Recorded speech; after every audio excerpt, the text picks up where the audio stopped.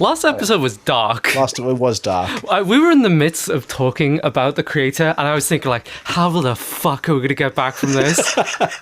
I was genuinely thinking, like, do we stop? This is too much to talk about a fucking cartoon. Part of me was and you know what?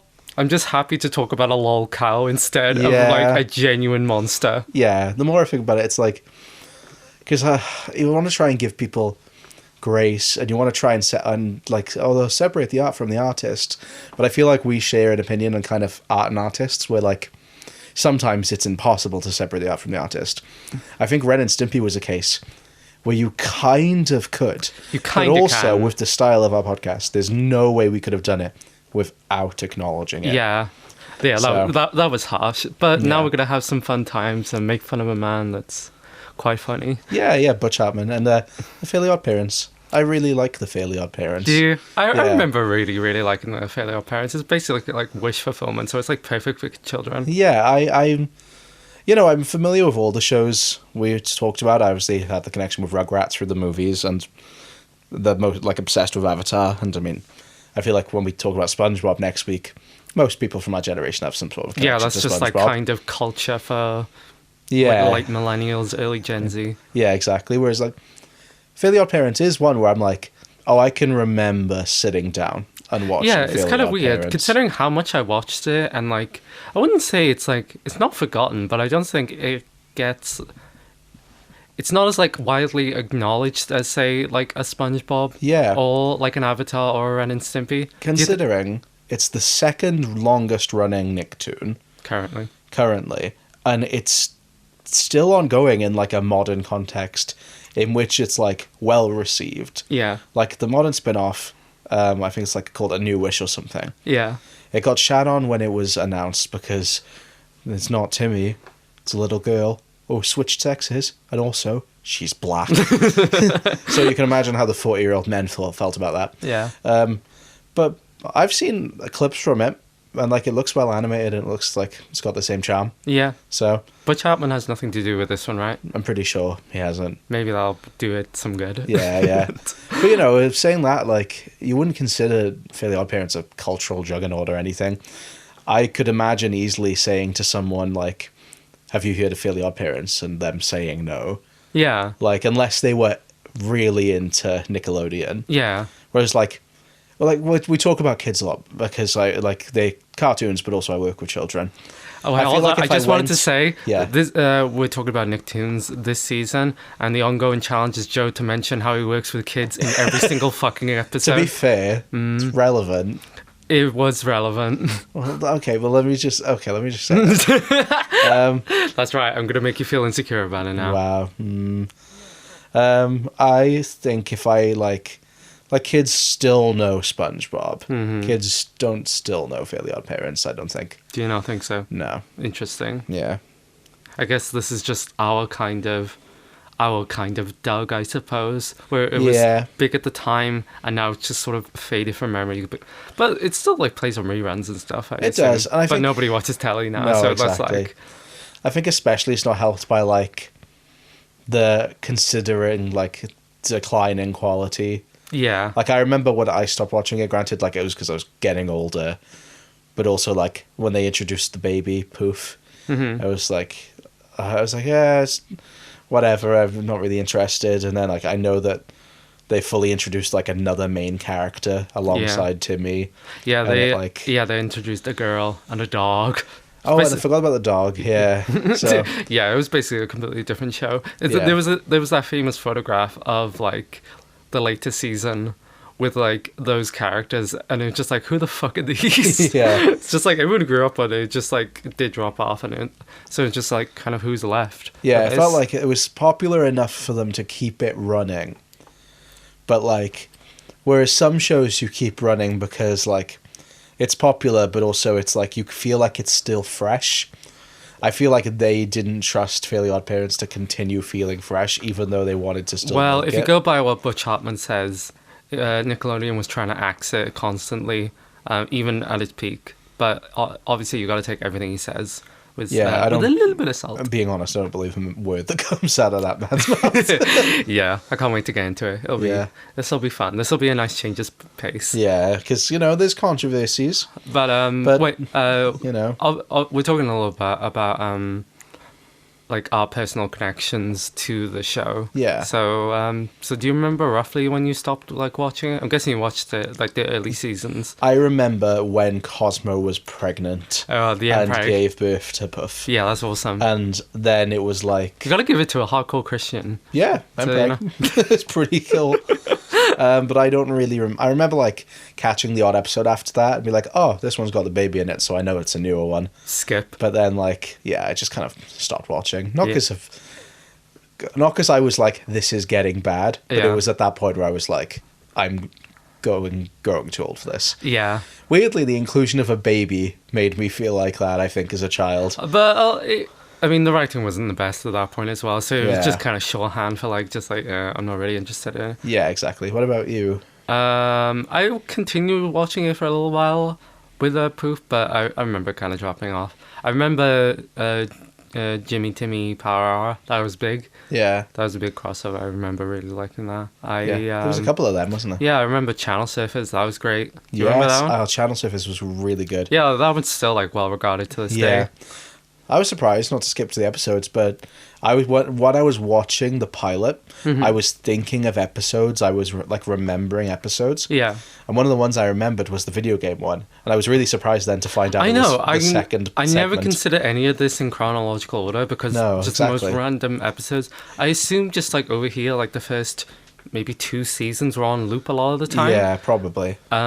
So when I saw like, oh, this is episode 1, I never considered this the first episode. Yeah, because I definitely seen the one also, because I saw like a screenshot when I was Googling, doing research before I watched them, of older Timmy. Yeah. And I was like, okay, I've seen that one. Yeah. But I never considered like so such like, a well-regarded one to be so early. Well, should we just get like right into it? Yeah, should we talk about... What's it? Okay. Should we talk about the creation of it? And you mean Elmer Earl Hartman IV? I didn't write down his full name. I knew it was... I remember reading it and thinking, that's not you. That man comes from a dynasty. Yeah. Isn't he from like Oregon or something? I have no idea. Nope, sorry, he's in Michigan. Michigan, say it now. I can only... I love Michigan as an album, but I can only remember, like... If you ask me to sing a Sufjan Stevens song, it's only going to be, like, Chicago. Yeah, no, it's... it was sung by Sufjan Stevens, so it's 2 states we know. Yeah. We don't know any other I know state. Ohio, because of Glee. Oh, there you go. And that's it. Okay. Those are the only ones you really need to know. Yeah. I'm so excited for Sufjan to continue his states albums. then we'll slowly learn more about America as they go. Exactly. But yeah, born 1965. He studied in Cal Arts in 1987. Yeah. He made his first on-screen appearance in the match game Hollywood Squares Hour, winning $3,000. That's pretty good. Yeah, that's pretty good for a game show back in the day. $3,000. Like, what year was that? Probably. I assume in the 90s. Yeah. I've never seen it, but yeah, that's always cool. Yeah. Who knows? Maybe when we're watching Pointless, we're seeing like the next Butch Hartman. Oh no. But then he interned at An American Tail, the Don Bluth film. Yeah, he did. He was an animator, didn't he? He also did work on My Little Pony in the 80s one, we had to specify. Yeah. He complained a lot about it. Really? Yeah. Well, isn't it funny because fucking John Kay worked on in Hanna-Barbera as well? Yeah, there's a lot of crossover in these, I've noticed, especially with this one. There was a lot of like the same like 20 or 30 like animators being passed around company to company. Yeah, I know that he did, Butch now, did character design and storyboarding for My Little Pony. But I also know that he was fired because of he was. lack of experience. Yeah. Which is a weird reason to fire someone. I assume it's more so he just wasn't very good at it because he hadn't done it much. Also, when you see his style, I'm doing that in quotes, it is quite different to that. It's I could see it like fitting into the old 60s Hanna-Barbera style, like the Jetsons or like even Yogi Bear or the Flintstones. Yeah, like I think I'd agree with that. Like he pulls heavily from that. But seeing like the 1980s. My Little Pony. Yeah, it's very quite thin lines. Yeah. I'm not saying it's like the most detailed work on ever, but it definitely has like this very specific It's look. a different I aesthetic. don't like the aesthetic. I think it looks ugly Yeah. as shit. So I can kind of understand like being kind of annoyed having to work at it, especially if you're like an up and coming animator and you really want to flex your muscles. Yeah. I kind of like the old aesthetic of My Little Pony. I think I prefer it to the new one. But I'm saying that like I don't really, it's not my sort of thing. Because Yeah. I'm a full grown man. I Yeah, don't watch shows like that. you're not a brony. I'm not a brony. We'll talk about it when we talk about like cult cartoons. Yeah, we'll do like more cartoons in the future. So I will have to watch it at some point. Yeah. Have you never seen the offered, pilot? Even the first episode of the new I My haven't- Little Pony? I haven't seen any of My Little Pony. Really? And, you know, it's not like out of... I know I made the joke, but we got a friend who was into My Little Pony for a while. Yeah. And it was one of them when one of the new movies came out. And I did offer to see the movie with her if Yeah. she'd wanted to, but she didn't want to. Yeah. So, you know, it's not that I'm against watching it. I'm quite open to watching it. Did the It's whole just I haven't brony had a culture reason. put you off a little bit? Yeah, a little. I've said this because we went on holiday to Japan. Yeah. And I said, like, I'm not really a weeb as well, just speaking generally, but I am a fat white man. And I'm a fat white, possibly autistic white man. You say you're not a weeb. I am currently underneath your Digimon shrine. That's different to being a weeb. How is that different? I think a weeb is like general obsessed with like all things anime Japan. Instead of having a specific I'm very interest. specifically obsessed with Digimon. You love Pokemon as well. but I don't like the Pokemon anime and things. And if you want to count You that, love Dragon Ball. yeah, so that's the three. And to be fair, two of those are the fucking largest ones of the whole thing. I guess so. Yeah. Would you consider yourself a weeb? Do you think I'm a weeb? No. I like a lot of like... I like a lot of anime and I like a lot of Japanese films, but I wouldn't like... I don't know, it feels like a title is sort of bestowed upon you. That's what I mean. As an insult. Yeah, that's what I mean. And maybe that's why I'm like trying to distance myself from it. But either way, link that back around. We went to I Japan. guess that, yeah, maybe not. You know what I mean? Yeah. Like I don't watch like Yeah, because like when we were in like Akihabara, yeah. I did not recognize 99% of it. Yeah, and when I was like, you were with me where I was desperate to find Digimon shit. Yeah. And like it was really hard because like even though Digimon's popular, on the list of popular like Japan's animes, it's not up on the list. Yeah. But I digress. Just to say, like we went to this like just a funny story when we went to I think it was in Akihabara. Akihabara, wasn't it? Yeah, because you know the story. We went down a street with like 10 different maid cafes, and I have no interest in maid cafes. I have nothing against them. I think the aesthetic is cute. I'm just uncomfortable with the general performance of it. So, but I look like the kind of person who would like maid cafes. So I was afraid of locking eyes with them. So at one point I just looked up as if I was like looking at the buildings, and there was a maid on a balcony looking at me. And I locked in on her. And in that same sense, I feel like it doesn't help that I think I kind of look like the kind of guy who would, if I said I'm a brony, Yeah. I feel like people would be like, I'm not surprised. Yeah. So maybe that's me distancing myself from it. Yeah. But we'll watch it eventually. Yeah.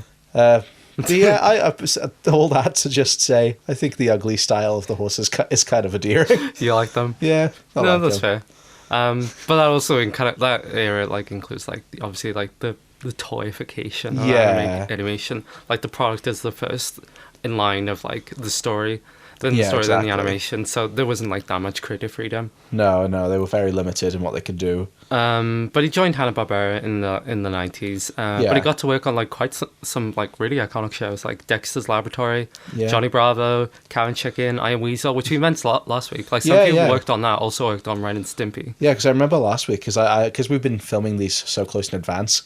I remember, like you said when we recorded for Ren and Stimpy, that about like someone working on Cow and Chicken and I'm Weasel, and I remember thinking like, no, he's thinking of Butch Hartman. He's like, no, that's just two different people. No, it's like kind of crazy, isn't it? Yeah, he was a writer, director, and storyboard artist for Cartoon Network. Yeah, it was kind of like So, a gun for hire for like doing everything on it. Yeah, and it was through that he formed quite a few connections with people, Including Seth MacFarlane. insane. I know, because like he had a character like based on him in Family He Guy. did. Yeah, he's voiced a guy. I don't know if he voiced that guy, but like, He did for the first season. okay, there we go. then. But he did get changed. I think he's voiced by Seth himself now. That No, makes he's voiced by Lois's dad's voice actor. I don't know who it is. I don't but know. I've they only actually- seen a couple of episodes of Family They Guy. actually made a short together. Really? Have you seen it? No, I haven't. I'm guessing it's oh fuck, I can't remember. It's not good. I watched it. Oh, no. It's like the worst of both put together. That's a shame, because I do like Seth MacFarlane. Yeah. I have an appreciation for him, even though I'm not a Family Guy person. You could see how it's kind of strange. I never thought of these worlds colliding, but you can kind of see like the similar tastes sort of colliding. Yeah, And by that I mean they love a big band jazz music. Yeah, do you get what I mean? I fully get what you mean. Yeah. So just seeing these worlds collide is quite cool. No Seth MacFarlane cameo, I don't think, in Fairly Odd Parents, which is kind of a shame. I think that'd be really cool. That would be very funny. Yeah. Peter like Griffin. Brian. Brian's there. But yeah, he formed a connection with Seth MacFarlane. He also, his contract eventually just ended, and then he went to work for Frederator Studios. Yeah. So they were working on Johnny Bravo together because it's Seth MacFarlane worked on that, and they did the first season, but I think they were scared of. But apparently the heads up didn't really like it that much, so they basically fired the staff. And then Fred, I got this from this really good Nicktoons book that I'm gonna come back to when we talk about certain shows. It's got some really cool concept art in it. It's called not just cartoons, Nicktoons, but. He in 1996 he was working on Johnny Bravo, but then it got cancelled. Fred Selbert, the guy who worked on cartoons, who also worked on Johnny Bravo, I believe, wanted him to come on and make some stuff for him, and that's when he came up with the idea of Fairly Odd Parents. Yeah, which would become his big success. That's what would get the name Butch Hartman. Yeah, cartoons was like a variety, like shorts. Yeah, it was. It was exactly that. We kind of talked about variety shows being popular last week with Ren and Stimpy, because that's one of the suggestions that I've deleted his name from my brain. John Kay. Yeah. Wanted to do, but yeah. So cartoons is just like animated segments. But the one him and Seth MacFarlane, like the thing they did together, that was also on cartoons. That was it. There we go then. But apparently he within 20 minutes he conceived of Timmy Turner, Cosmo and Wanda. He wanted just like a concept that would free him from like locations, I guess. He just wanted to like move like a very fast moving one, and he was thinking of doing a science base, but like Dex Lab was like it was too similar, especially with him having worked on it. I can imagine. So he went to a more magic based concept. And he originally it was Venus and Cosmo. Really? Which I just think is very interesting, because I feel like the one actually saying we talked about like more space themed then. But I was gonna say the one aspect of Fairly Odd Parents, even though we said it's probably like the least recognizable of like that era of the big ones. I feel like Cosmo and Wanda are definitely the aspect of it that have kind of transcended. Yeah, they got that wicked colour combo. They do have the wicked colour combo. He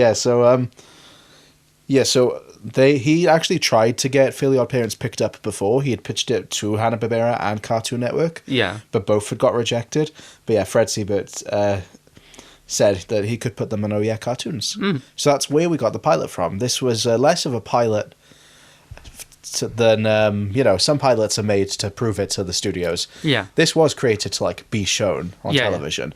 Originally he was planning on doing just a short film, but then he made 10 7-minute shorts. Quick fun fact, he named Timmy after his brother. Did he? Yeah. Oh, I didn't see that. That's cute. So he made 10 7-minute shorts that were just really popular. To the point where Nick then was like, we're going to give you a show based on it. Had you seen any of these shorts prior? No. I'd seen pictures. I knew that there was like an earlier version of Fairly Odd Parents where everything like looks slightly different. It was never re-aired on television. They were just like on DVDs at this point. So it's like I'd seen it online, in one of those like fun fact things. 100 facts about Fairly Odd Parents. Number 1, Timmy is a boy. Number 2, Cosmo is also a man. Number 3, Wanda. Girl. Wanda. So the first episode, it was quite close together actually, so they picked it up in 2000. The first episode of Fairly Odd Parents aired only 1 week after the final short. And it was alongside Invader Zim. Another is it? show we I think we That's should fine. cover that in Cult. cult Yeah. shows, definitely. yeah, but yeah, so it kind of flowed in to the point where I was kind of tempted to watch the final Oh Yeah short to see Yeah. if it like Tied in. set anything up, but I did decide against it because I was thinking like, well, it is like the pilot in the sense of the original, which, like, just to get ahead in, I was surprised of how much of a first episode it was. Well, the first short. The Yeah. Oh Yeah cartoon one, like Yeah, yeah. introducing things. Well, the thing, yeah, I see what you mean. But what I'm also surprised in is that basically everything is condensed into the opening song. Yes, Are they, like, it more or is. less I one? think that's genius, but Yeah, I'll rave about the song later. yeah, But yeah, so I was tempted to watch them and see if there was like things that I would then pick up on, yeah. but I decided against it. I was just like, yeah, it's I Also, wanna judge the we're pilot episode one. recording this like one day after doing Ren and Stimpy, so we didn't have that much time. If we did, maybe we would have. Yeah, but there's always more you can do. But also, like, I do want to try and like impose the thing of like, oh, we're watching the pilot and we're watching the first episode, Yeah, and I'm sure there's other cases of shows where there was more stuff we could have watched that would have led into one thing or another. Yeah. But it's more interesting watching them in isolation. And like laying in the background. But the short did like introduce like a bunch of like the mainstay characters. It did. So yeah. like obviously like Cosmo, Wanda, Timmy, his parents. You don't see them. No, yeah, that was an interesting. Vicky. Yeah. That's very Johnny Bravo, is it? Well, was it Johnny Bravo where it was like some of the characters' heads were cut off, or was that a different show? That was like a bunch of. Yeah, I remember that them. being a style, especially Cartoon Network shows. Yeah. But yeah, but even just introducing him, I mean, like in the sense of, I was fully expecting the story to start, and Timmy's already got Cosmo and Wanda. Yeah. Like, I knew the song wouldn't be there, because Yeah. I knew that, like, I mean, most pilots don't have the theme songs anyway.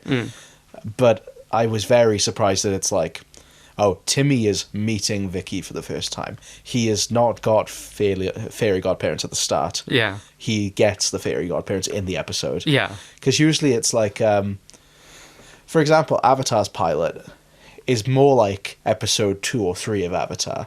Like, Aang, Sokka, and Katara have already met. It's a proof We're of already concept on it. rather Yeah. than like the actual origin. Yeah. Whereas this one is just like the actual origin story. Yeah, exactly. It's, even though It doesn't play to like the same structure. Maybe the later shorts do.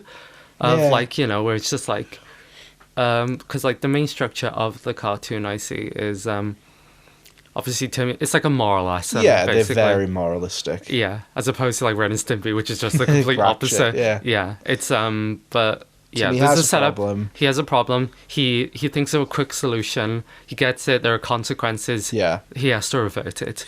It's the true, like, it's usually a genie rather than fairy odd parents. Yeah. Fairy godparents. It's hard to say with the title. Yeah. But, like, yeah, it's the true thing of, like, just be careful what you wish for. And they immediately joke about that as well in the second episode. Yeah. It's like they're very aware of, like, we've got a structure down. And that's probably why this is the kind of show that could go on for so long. Yeah. Because truly, like... It's just like you the could just concept of the constantly wish introduce things. that is like the mainstay. Yeah. But yeah, so, do you want to talk about the runs of Fairly Odd Parents? Yeah, there's like multiple different ones. There is. So originally, the original run, it was 2001 because the Oh Yeah cartoons first aired the pilot 6th of September 1998. So the first episode of Fairly Odd Parents was on Oh Yeah cartoons. Yeah, as in like that short. Oh, okay. Oh, right. The short was 1998. Okay.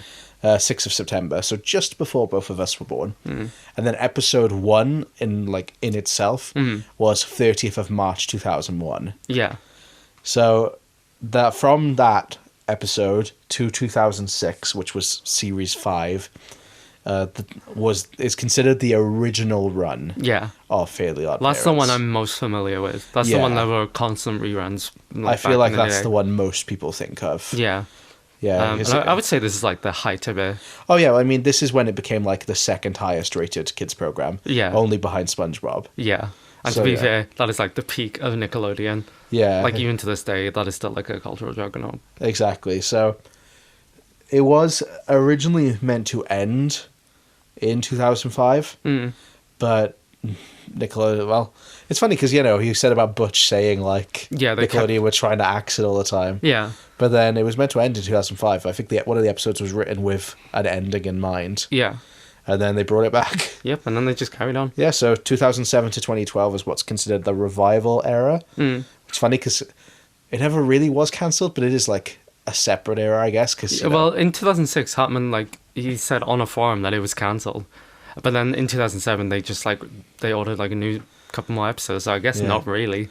Maybe that was just a way of, drumming up drama. I was going to say something, I was going to say it in, the harshest way possible, where it's just, I think Butch Hartman was just, told, oh yeah, well, we're not doing it right now, just wait a bit. And he was like, oh, fuck, these people are cancelled. Yeah. Yeah. Because, it was the second highest running one, so even though he keeps saying, oh, they were trying to axe it, it's it's a company. They're profit driven. It is the second most successful cartoon on the channel. They're gonna make more. Yeah, it's not even like it was ending because he was just okay, I'm done with this. Yeah. It was probably just on hiatus for a little bit. Yeah, just oh, you've come up with an ending, let's sit on it. It's he's like the opposite of Russell T Davies. Yeah. Whereas Russell T Davies for the last year was obviously Doctor Who's confirmed to be coming back now. But for a while he was I don't know.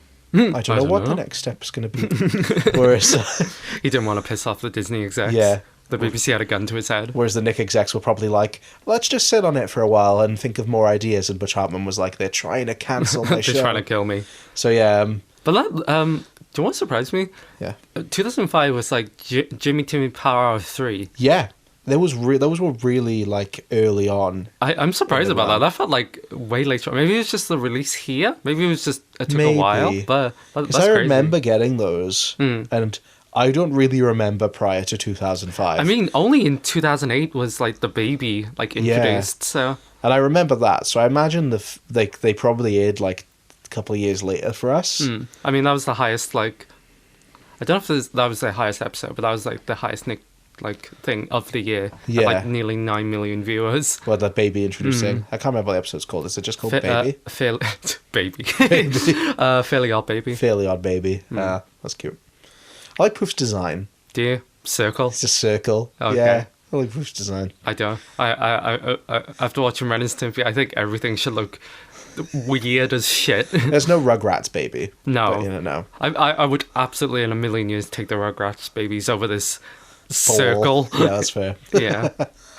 So, the show would end in 2010 with last season, which coincidentally they also changed a lot to Flash animation in the last season.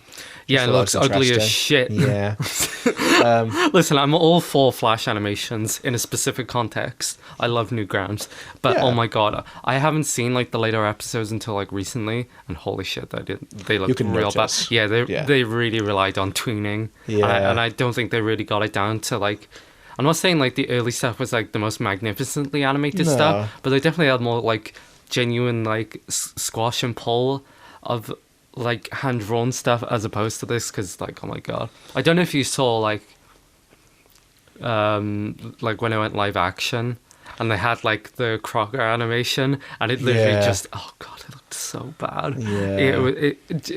It's genuinely a travesty. They just lost all the talent. Yeah, exactly. And I wouldn't be surprised if that's why it kind of came to an end then. Yeah. But yeah, so at this time, 2011 to 2017, so it was the last season, was season 10. Yeah. But by that point then, there had been the idea of the live action films, which with Drake are Bell. infamous. Yeah. Because of Drake Bell. Yeah. Which, also already not a great guy. Shouldn't be in a school. No, shouldn't be in a school. But it's funny because I remember seeing memes about it. Yeah. And not to defend it, I've never seen them. I'm sure they're awful. But I remember seeing the picture of Drake Bell in school at a desk surrounded by children, and people being they're trying to pass this guy off as a 10-year-old, and it's no. That's the joke. The plot is he's an adult wishing that he was still a kid. Yeah. That's the plot of the movie. But also, it's the Drake Bell of it all. Yeah. Yeah. I think it's mainly that. Yeah. Did you know there's 3 of those? Yeah, there is, isn't there? I remember here. I didn't know there was 3 before researching, but I knew there was 2. Have you seen any of them? No. Neither have I. No, I have in the nicest way possible. no interest in watching anything with Drake Bell in it. A Drake especially. Bell, a late Fairly Odd Parents Drake Bell collab. Oh, hell yeah. I'm pretty sure one of the girls from Victorious is in it. Yes, she is. Yeah, one of Victorious' sister. Have you seen the Fred movie? Yes, I have. Jeanette McCurdy's in it, isn't she? Yeah. And then she gets recast, and it's fucking... Yeah. What's her name? I know who you're talking about. Yeah, she's the singer. Yeah. Oh, this is going to Pixie really Lott? annoy. Pixie Lott. It's Pixie Lott, yeah. That's crazy, isn't it? There's also a backdoor pilot for a Crash Nebula spin-off, which I guess is like... I remember the name, but I don't remember, like, the character. I'm guessing he was, like, maybe a later Crimson Chin style thing. Oh, okay. Like, a superhero or something. Sure. We should do a whole season of backdoor pilots. Yes, exactly, yeah. Yeah, we'll do that at some point. Yeah, there's that fucking Stranger Things one. Arrow has one. Does it? Yeah. We could do the Lilo and Stitch one. Yeah? Yeah, that'd be good. That'd be really good. But we'd have to... That's a whole movie. That is a whole movie. That's fine. Yeah. Well, that could be a separate thing. Yeah. Like movies that were like pilots. That's a good idea. Whereas backdoor pilots, I think of a backdoor pilot as an episode in an established TV show. Yeah. But we'll talk about that. But yeah, so there was a sequel show, which was live action as well, except, Cosmo and Wanda were still animated. Yeah. And I don't hate the style of that. I don't think it works. It looks like they're merging, like, the... what's his name? The fuck guy. The foot guy? Yeah, iCarly. Tarantino? No, iCarly guy. Dan Schneider? Dan Schneider? Dan Snyder? No? Dan something. Is it Dan Schneider? I don't know. Hold on. I thought it was. No, isn't Dan Schneider the fucking Adam Sandler guy? No, that's Rob Schneider. Oh. Oh, wait. Yeah, you're right. It's Dan Schneider. God, I forgot about Dan Schneider. God, yeah, he was a fuck guy, wasn't he? Yeah, he was like he was like right on your feet, the I love iCarly, and post pictures on Twitter. I can't believe... Well, you know what? It comes with the territory, but it genuinely blows your mind, like, just how many people work in the in the child entertainment industry. I guess it would attract that kind of guy, but it is a genuine shame. It's upsetting. Genuinely, when we do like live action Nickelodeon shows, which I know we'll do like eventually. Yeah. We're gonna have to cover one of his shows, so we'll have a lot of stuff to unpack there. Yeah. But yeah, so yeah, there was those. Have you seen any footage from like those shows? I've only seen screenshots from those ones. Seemed alright. It only got one season, so it wasn't well regarded. Apparently it's awful. Oh, there we go then. I just think the thing is with those style shows, I think it can work in like a Blue's Clues style show. Well, like where everything's kind of fantastical, yeah, and just the people are. But instead, it's like a random example, like I think Hannah Montana. You've watched Hannah Montana. I'm aware of Hannah I'm just Montana. Thinking of like like a sitcom for that style. Yeah, like a Drake and Josh. It is a sitcom. Where it's like it is. That's what I mean. It's a sitcom. But like everything's just normal sitcom, and then there's the Fairy Godparents. Isn't that kind of what it is, though? It is in a way, but I mean in the sense of like it feels very disjointed. Okay. In concept. Sure. Where I'm like, you can get really fantastical with animation, and even though it's like, oh well, Cosmo and Wanda are animated, it's like, yeah, but the children that are there are real, and like, yeah, there's that separation. But in 2018. Butch Hartman announced his departure from Nickelodeon on his YouTube. Did he? On his YouTube? I think so. I thought maybe that was just a late one, and the show was cancelled. So Yeah. But that wasn't the only thing he did in Nickelodeon. No, he did Danny Phantom, which is quite a well-regarded one. I really like Danny Phantom. I remember liking Danny Phantom, not as much as everyone else, but not because I disliked it, but just because it didn't really pique my interest as much. Because you're transphobic. Yeah. T-boy Danny Phantom. It's a big headcanon. Yeah. And Tough Puppy, which I watched one episode of and hated. Yeah? Yeah. I think it had Jerry Trainer in it. Yeah, it did. Yeah. I just really didn't like it. I don't remember why. I just remember watching one episode and being like, that was shit. I thought it looked lame. Yeah. So, yeah. And yeah, so... And also Bunsen is a Beast, which had one season and was shit. I didn't see that. But the show lived on out past him, because it actually came back last year. Yeah, it was crazy. Yeah, with, I already said, Fairly Odd Parents A New Wish, which is Cosmo and Wanda. They've moved on from Timmy to a new character. I think her name is Hazel. I should have written it down. I can't remember. Yeah. I think There is like a bus driver in that who is the design of adult Timmy Oh, really? in the first episode. Yeah. Oh, that's depressing. Right. Yeah. But I don't know if canonically that's him. No, okay. Because, like, isn't it canon, like, when they grow up, they forget about Yeah. that's sad. So that would be really sad. Yeah. But I remember this episode of the show where like it flashes forward and Timmy's grown up and like yeah, I vaguely remember that. yeah, and I think he's got a picture of like him and Cosmo and Wanderer's goldfish behind him. Yeah. But yeah, so that's still ongoing, like in a sense, you know. I hope that new series does well without him. I think it'd be funny. I think it does as well. Yeah, I genuinely like the art style of that one. Yeah. You know, modern animation, especially American animation, gets a lot of flack sometimes, especially with the style, particularly with, I think, modern Cartoon Network shows. Yeah. Which, you know, when we talk about them in the Cal arts. capacity. Yeah, Cal arts, that's the term, isn't it? The Cal Arts smile. Yeah. Yeah. But I like I the mean, he aesthetic went to of the Cal one. Arts. He did. So there you go. Yeah. But yeah, so... Before we talk about the post-career Butch Hartman, should we talk about like the actual like show now?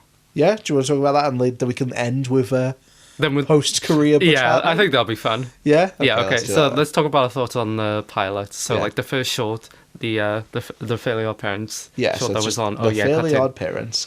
So it was a story and directed by Butch Hartman. Yeah. Yeah.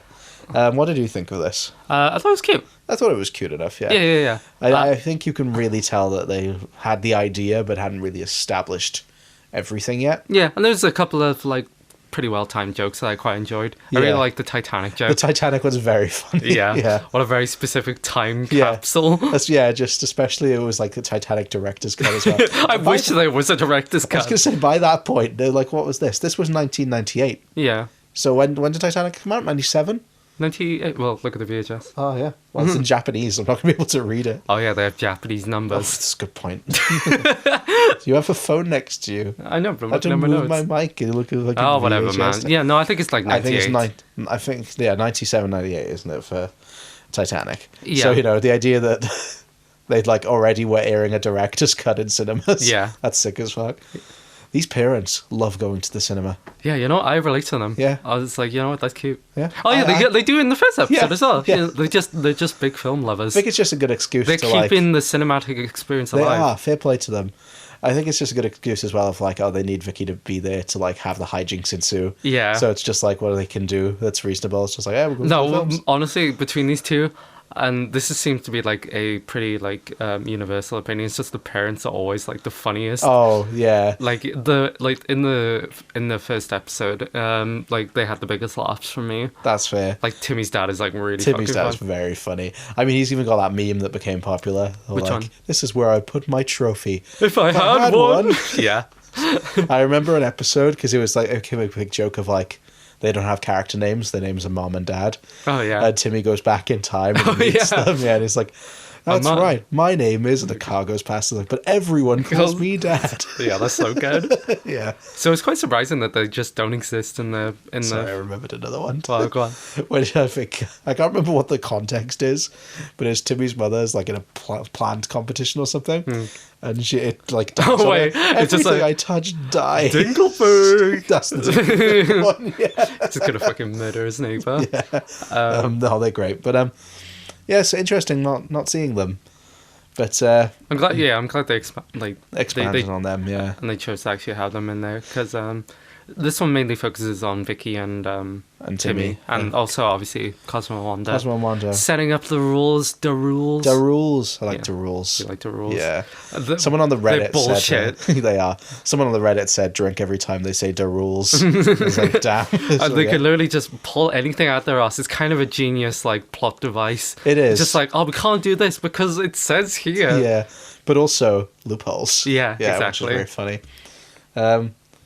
Vicky is such a... sometimes I feel like with these characters where it's like they're meant to be mean, sometimes it can like go too far in terms of No, like, I think this is genuinely one of the meanest spirited shows. Like Yeah. like even more than Ren and Stimpy. This is No. just a cynical like a look from a child's perspective. It is Yeah. so mean. But I think that weirdly is what connects a lot of kids to it. yeah, I think Vicky is really funny. I'll talk just about it as more the- in the first episode because I have Yeah. a specific note I want to go on.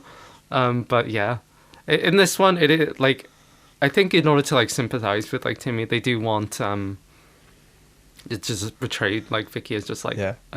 a totalitarian I bitch. was gonna say, but how they do it is so funny. Of just first of all, she's like, "Well, I'm not actually going to do the dishes. You're going to do the dishes," and then ordering a pizza, specifically the one he said he didn't want, and not only that, eating it herself. Yeah. Which, how long did it take to do the dishes, Timmy? There's a lot of dishes. A lot of dishes. Yeah. And America, a lot of places in America have like that 30 minutes or less rule for pizza. Yeah, that's true. Yeah. It's that movie with Jesse Eisenberg where he like gets a bomb planted on him and he's the pizza delivery guy. The Social Network. No, it's called 30 minutes or less. I remember watching it on a pirated disc in Hell Spain. yeah. Yeah. That's the best way to watch it. Yeah. But yeah, so but then she's like, if you don't do it, I'm going to put this in your room. And it's like clearly meant to be like some sort of porno mag. Oh, Chick magazine? Yeah. Oh, yeah, hell yeah. Yeah. She canonically has a brother. She does. Yeah, Never who brought up. No, I don't think so. Who she phones and he just immediately screams. Yeah, that was a good gag. That was funny, yeah. Yeah, it's just, it's very simple, but it's just establishes all the elements you need to know. Yeah, it's just a simple like setup and immediate payoff. Yeah. Of just like he's been downtrodden. He gets to fail the godparents. Yeah. They grant wishes. They fuck with her. Yeah. It's wild, really. They torture her. Yeah. It's what they do. Yeah, it's revenge. Yeah. It's a revenge fantasy. They do basically what is the intro. Yeah, Like he even does the whole chocolate shake bit. I know. That's what I was like. What? Yeah, I know that. I know that. Yeah, giant steak, chocolate shake. Granny thing. Right. I want to talk about like the casting of this and the voices. Yeah. But I'm just saying now. Yeah. You said like the dad gets you a top laughs from you. I love Cosmo Yeah. so fucking much. No, I love Cosmo. Every line he says. In the first episode. Yeah. In the first episode, I was less attached. They clearly haven't like, Wanda's pretty set on who she is, but they clearly like think like, oh, we need to make Cosmo dumber. Yeah. And yeah, because he's originally voiced by Butch Hartman. yeah, and it was very strange. So there are a couple different voices. So Timmy in the pilot is voiced by Mary Kay Berkman, who unfortunately would pass away before the show was picked up for an actual series. Yeah. I think she passed away during the production. I don't know when it switched to Tara Strong officially, but on Wikipedia it did say like, for Oh Yeah Cartoons, it was Mary Kay Berkman / Tara Strong. Oh, maybe they So I like don't know. she picked up something like an odd line here or there. They were friends though. They worked together. Oh, right. So, but yeah. So Tara Strong would later go on to voice Timmy. Yeah, she's a famous voice actress. Very famous. I mean, I can't remember off the top of my head everything she's done, but like, name a kid's cartoon that's Western dubbed at the time. She's probably in it. Yeah. Like Pokemon. Yeah. This is why we need Ben Val here. 10. Yeah, this is why we need Val. Yeah. Yeah, Val would know. But she won't come on, even though we're doing cartoons. Oh well. Well, she didn't watch Nickelodeon. No, she'll come off the Cartoon Network, I'm sure. Yeah. We got Cosmo and the dad, voiced by Darren Norris. Wanda and the mother, voiced by Susan Blakesley, which I think is very clever to cast the dad and the fairy equivalent. Oh, as yeah. the same. I never considered that. Yeah, Yeah. That's smart. Yeah. And Vicky, Considering how different they sound as well. They're very different they voices. are. I wouldn't have guessed. And yeah, Vicky is Grey Delise. Who does a very good squelchy voice. Yeah, Vicky and Timmy's voices are very set already, I think. Even though obviously it was different voice actor for Timmy. They clearly got the idea of what they were going for with how they speak. Wanda as well. I think the main difference is Cosmo and then the parents, but I think seeing the parents helps with like the difference in the voices. Do you like the animation style? I do. It's not that I dislike it. It's just, I was going to say this for episode 1 especially. What I like about this show is more the writing and the dialogue jokes than the visual gags. Yeah. Like, I don't dislike the animation style. It's very simple to the point where I feel like... It's very economical. Yeah. Of getting across the writing of the jokes. Yeah. So, it's more... like, even though I said, like... Like, comparing this to, like, Ren and Stimpy. Yeah. With, like... I genuinely say like the biggest laughs for me are just like the multiple different models of like the character. Like that would crack me up. Whereas Yeah. this one is definitely focused more on the writing. Yeah, like the dialogue is what I found very funny in this, Yeah. especially. So I do like it, but I think that it's I thought like- especially this incarnation, I thought it was quite cute. Yeah. Timmy's a lot skinnier. yeah, it's gonna be smaller. It's got this the scaling. Yeah. It's good. Yeah, no, I quite enjoy it. There's like you could see like the Hanna-Barbera influence of it. Yeah, you definitely can. But do you have anything else you wanted to say about the actual like the short? I think I covered everything. The only other thing I noted was a Star Wars reference. Because Is that in the pilot? No, that's Yeah. in the Oh, pilot, yeah, yeah. it is. I just thought it was interesting because I feel like this is a show that clearly references a lot of things. Yeah, especially when we get to like channel surfers. Yeah. Oh yeah. Like it's very reliant. Even in like the first episode, there's a bunch of different references which There we'll get is. into. Yeah, there definitely is. So yeah, I just think it was worth mentioning that especially because we had the Titanic joke. Yeah. But like, yeah, they do just do the Yeah, it's not afraid to like pull from like the current pop culture. and acknowledge it. I can't remember what quote Cosmo says, but I know after he says it, he says like, "I've always wanted to say that." Oh, I am your father. Does he say, "Hey, I'm your father"? Yeah. Yeah. Okay, so we get to episode 1. Which is- the first short, The Big Problem. The Big Problem. So written by Steve Marmel and directed by Butch Hartman and Jamie Diaz, or maybe Jaime Diaz. I didn't check. Okay, first thing I want to say, this episode is so fucking depressing. It is, isn't it? Just a terrifying concept to put on children. For episode 1 especially. Yeah. I like to Also speak kind of about- smart, just because like a big thing that a lot of kids like think Yeah. about is just like, oh, if I was a little bit older, I would be Oh, able yeah. to do this thing. So I think it's quite smart to be able to do that. It does it like such an interesting way. This isn't the only cartoon I can think of that deals with this. Really random. Steven Universe has essentially this exact same episode, Oh, really? but somehow, in some ways, more depressing. In some ways, less. I don't know how you could get like, oh, if you grow up, you're going to be a balding, I like think- hated, like outcast. I think Fairly Odd Parents is more depressing. Steven Universe interpretation is more. I don't know. Basically, it's the same thing. Steven's powers are out of control. He ages and ages, but like he goes way older. Yeah. Like he like becomes an adult. Everything's fine, and then he's becoming an old man, and he dies. at the Damn. end, and then like That's way more psychedelic. that's when like the powers like revert him back. Hmm.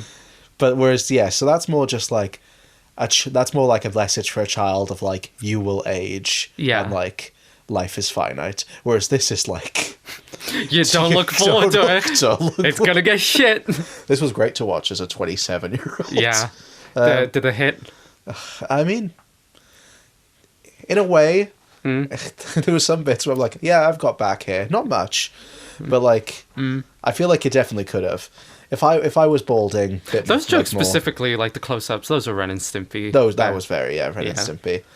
But yeah, But this is in the first episode. We get the banging theme. the theme fucks so Yeah, hard. Yeah, it's the just like theme- it's so good. The big jazz band.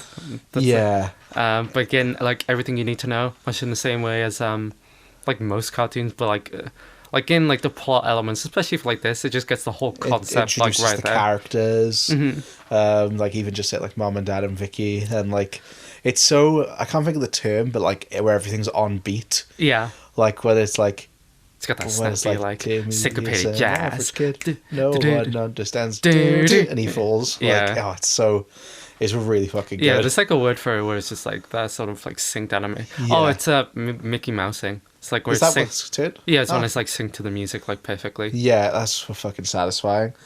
I did write down who did the theme. Whereby is it? Oh, it's Guy Moon. Guy Moon. Awesome name. That's so cool. I know. So it's like, whoa, that's awesome. Yeah, but yeah, no, he's great.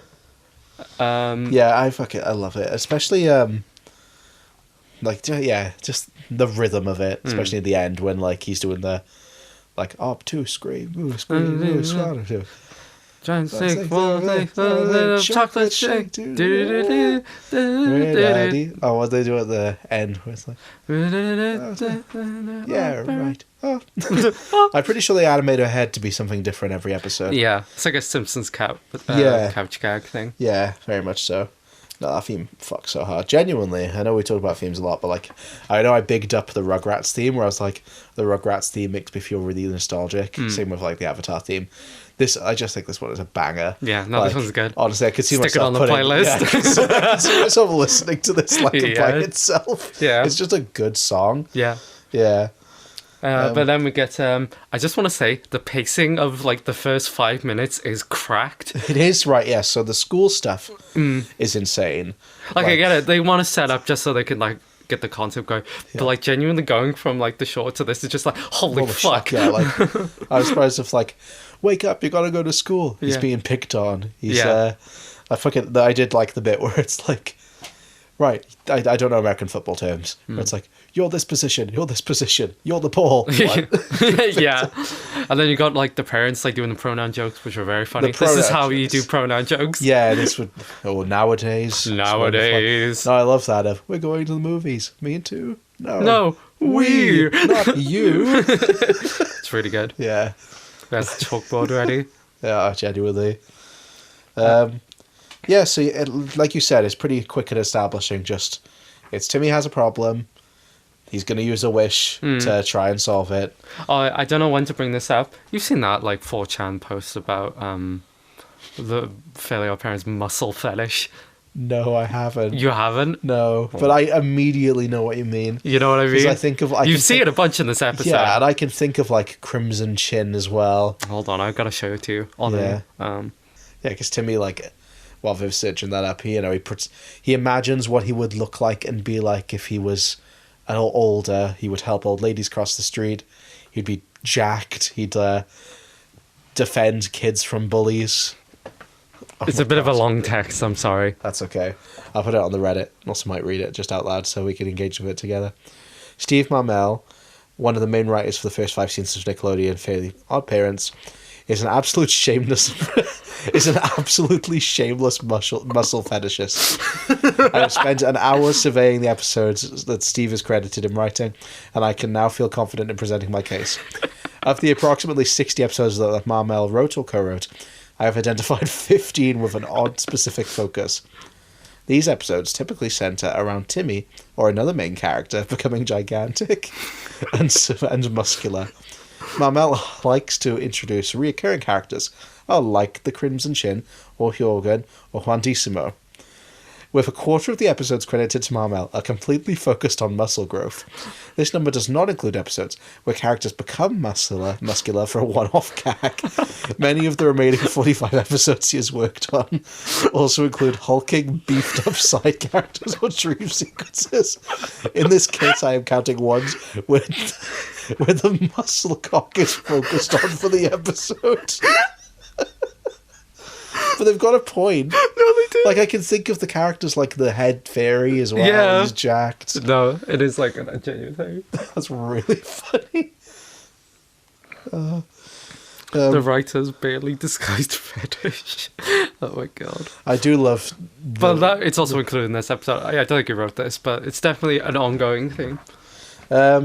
Did he storyboard? He didn't write this one. Did he storyboard it? Oh, no, we did. Sorry. Yeah. There you go. Steve Marmel wrote this episode, yeah. But this was a one-off gag, and he didn't include it for that. No. So, yeah, it is kind of heartbreakingly depressing that... well, it is just depressing. If, like, not in the sense of, like being judgmental about aging.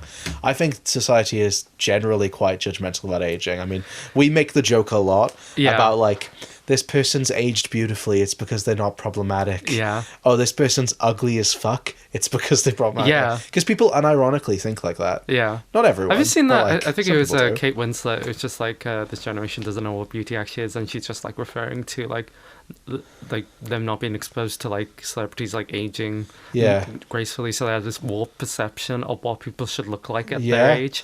I completely agree. I mean, I never want to be too judgmental, especially around, like, facial, what's the term, like, not plastic surgery, but I guess facial, like, surgery and stuff. Yeah. Because, I feel like a lot of people who discuss that are very quick to discuss it with women and not men. Yeah. Like, I've seen Vanessa Kirby, random example, Invisible Woman. I remember people, like, shitting on her for, like, I think she's had the thing with her cheeks, maybe. Buccal fat. Yeah. And I know that, the Catwoman actress had that, the one who was in Divergent. Yeah.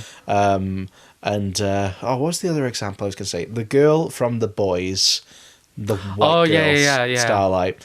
I know people were like, oh, in season 1 she was so cute, but in season 5 she looks like this. And a lot of that makes me really uncomfortable, because it's 99%, in my opinion, from what I've seen online, guys just being like, this isn't hot. Yeah. And it's like, well, that's not the issue. Yeah. The issue, and it's not an issue in the sense of like, if people choose to get it, but I do feel like there's probably a lot of pressure on these people. Yeah, no, definitely. I mean, and it's ridiculous, because like I remember Tom Holland had a picture of him taking him in this Spider-Man suit for the new movie that's coming out. Yeah. And people were like, oh, he's not as shredded as he used to be. It's like, it's fucking Tom Holland. Yeah. He's a professional, like, he's essentially a professional gymnast and ballet dancer. Yeah. And he is like, yeah, he's not shredded in the sense of he's not dehydrated. Yeah. He's still ripped. Yeah. And like, no, it's just like anything like that. Yeah, just everybody has like a warped perception of aging. Yeah, so it's very interesting in this episode, because it has the moral of don't wish your life away. Yeah, but I think it's coming at it at the wrong angle. Yeah, I think the moral is really It's just like, if you grow up, you're going to be ugly and everyone will hate you. Do you think you're going to be shredded and like, no, you're going to be balding, you're going to have back hair, you're going to be overweight. Yeah. And it's just like, Timmy's message isn't like, don't rush through things, it'll come with time, and, you'll learn to appreciate yourself, take care of yourself. It's not even like in the balanced sense of just like, usually the episodes go, it's just like he wishes for something, he has a little fun with this, just immediately. It's immediately he's just like, I have fucked up. Yeah, because he's immediately like, turn me back into a kid. It's like, we can't. We can't. You're the not rules. a kid. The rules. The rules. He lasted longer than I did, because if I had been like, right, I've changed my mind, immediately turn me back, oh, we can't, I would have had a breakdown. But I guess we need an episode, but yeah. Yeah, that's the thing. It's like, and to be honest, you know what? Yeah, I was just going to keep talking about this. I do wonder if maybe because of the media, not just for like of our generation, the generation before us as well, a lot of the media kind of created this perception of the fat joke characters and this person's the evil one, so they've got like warts and stuff. Yeah. And like, it's very easy for kids media to quickly be like, we got to establish something, you do it through appearance. So in this, it's like, we're establishing that so Timmy's... it's like it's used for economical storytelling. Yeah, like so it's basing on like problematic stereotyping. Yeah, they're establishing like, oh, Timmy's an adult, but it's not good. And the reason it's not good is because he's ugly. Like in air quotes, obviously. Yeah. Like, it's like, oh, he's got a 5 o'clock shadow. He's not well kept. He's got a hairy back. Yeah. He's wearing ill-fitting clothes. Like, even in the sense of like, he looks like a dirty man. Yeah. Like, he doesn't look like, guys look like that. Guys bald. Yeah, I was just thinking like, but it's kind of weird to just like think like, oh, maybe they should have done this for like a 10-minute short. It's just like, oh, maybe he would have been like average looking, maybe not as shredded as he used to be, and still come to learn those lessons. Because like, his dad looks normal. Yeah. And like, the thing is, it's like I said, guys look like this. People are bald. People gain weight. People, like I said, I've got a hairy back. I'm overweight. I'm not balding, but I'm going grey. Like recently, because I've started puffing my hair up again. I've got relatively straight hair, if you haven't seen a picture of me. But like, I tend to like, just blow dry it. I don't put gel in there or anything. And when I most recently did it, I genuinely looked in there. I was like, oh fuck! Like I can see actually lots of grey hairs. Yeah, it doesn't bother me. No, that's cool. But you've mentioned it to me jokingly before. I think it's cool. Yeah, and only recently did I like really notice it. But it's just like, gonna be a silver fox. Yeah, but it's just people age. Yeah, and I know it's economical storytelling, but I do wonder if one of the reasons our generation, like some people I consider woke, will still turn around and say, oh, this person's aged like milk because they're problematic. Yeah. And it's like, no, you're basically just saying they're ugly because you think ugly means bad person. Yeah. And, those people are generally progressive, but I feel like this is like the one thing a lot of people get stuck on. It's just an easier thing. It's just like, they don't look good. It's because of their actions. Yeah, and I think kids' media is partly No, So blame absolutely. them for that, honestly. This is like instilling them. Does nobody think of the children? think of Is the no one children. thinking how it's warping their perception? Maybe I would be less judgmental about it and be going on about it a bit less if this wasn't such a moralistic Yeah, cartoon. no, it's just like we weren't talking about this shit with Ren and Stimpy. We were just thinking about the gags in it, because that's like, but this is going for like a moral of it. Because I think the moral is good of don't wish your life away. I've had this conversation with other adults, because one thing you hear a lot in schools is just only 4 more weeks till half term. It's like you're wishing your life away. Yeah. And, but like, especially with kids, I mean, it's easy to say to a child of like, you won't be young forever. But like, I think you need to frame that in the sense of responsibility. Maybe have it where it's like, well, you're an adult now. Like, they kind of do it with the money joke. Yeah. Of like, your parents aren't here to pay for you, you're an adult now. Maybe focus on that side of it where Timmy suddenly got more responsibility, not he's ugly and goes to prison. Yeah. I mean, that's basically Freaky Friday, isn't it? Yeah. But this was before Freaky Friday. No, there was a Freaky Friday in the 80s. Oh, of course there was. Yeah, my bad. But yeah, it's that same sort of thing of like, I feel like they should have focused on being an adult is hard because of responsibility, not like... Yeah, I get just it. not the body stuff. Especially because, and I will mention this now, seeing as we're talking about the morals. Okay. The joke about the waiter. I'm going to bring this up in regards I to thought you might. in terms of the second Next episode. Okay, as well. I'm glad you picked up on it as well. I'll just say now, Butch Hartman hates the working class. He does, doesn't he? He hates anyone who did not complete college. They deserve what they have. Yeah, because he's like, I can't afford this. Why didn't you go to college? No, did you? No, that's why I'm a waiter. It's Yeah. like, ridiculous. That's insane. Yeah. No. Like, I think that's outdated for then. I think this is why a lot of like his cartoons tend to either subvert moral lessons in cartoons now, or just like tend to avoid them. Yeah. Because when anyone who wants to put a moral lesson like is gonna probably suffer from like expressing their extremely personal beliefs, which sometimes could be fine, but sometimes when you're Butch Hartman and you're and you're very Christian, you're having this very specific worldview of like everything you have is because you've deserved it, and everything that's bad has happened is because. Yeah, no, you're exactly right, because it's what is it in the second episode? It's the It's when they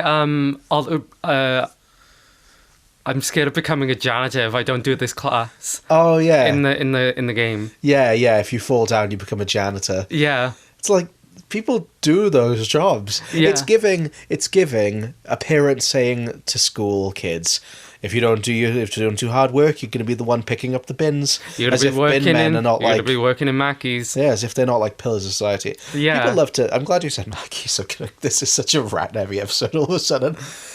If you're one of those people that's like, oh, people who work in Mackey's, they're like, it's low effort labor. They're literally making you something. Yeah, They're you're doing literally shit paying for it. You're the one who's there. Yeah. It's like, I've seen people like shitting on Starbucks employees because of the whole like beer cup things. And it's like, oh, the employees doing this, the employees doing that. You're going there. They're providing you a service. You're buying a drink that costs more than they make in an hour. Yeah. It's insane. Shut the fuck up. And like, I think the fact that, this is an American cartoon, I know most of the stuff we talk about is American, but like, I feel like America is still like, very on this capitalist side of things as well. Oh, like the American dream of just like, if you're at the bottom still, you got to work your way up. And if you're still there at a certain age, it's because you failed at the system. It's like there are some people who are career waiters. Like they make a career out of being a waiter. Then they it's a livable job. It's a livable wage. Some people like it's insane. What they do. It doesn't matter what your job should be. You should be able to live off it comfortably. Yeah. Like people are like, oh, this is, especially because people are like, oh, it's a starter job. It's for a teenager. It still should pay real comfortably. Yeah. Otherwise, it's just slave labor. Yeah. Like, it's just insane. And you might be thinking, like, this is insane to bring up with this. But, like, when you're setting this up of just, like... If it was once, we would have made a joke about it and moved on. Yeah. The fact that it happens in both segments of the first episode, that's a pattern. Yeah, No. Butch Hartman.